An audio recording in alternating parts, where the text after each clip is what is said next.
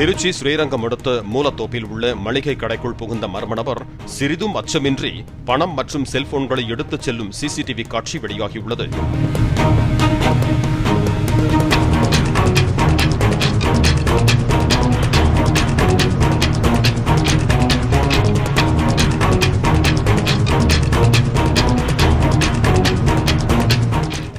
கீழச்சித்திரை வீதி, கலைவாணர் தெரு, மாம்பழச்சாலை உள்ளிட்ட பகுதிகளில் உள்ள 5 கடைகளில் திருடு போனதாக புகார் அளிக்கப்பட்டுள்ளது.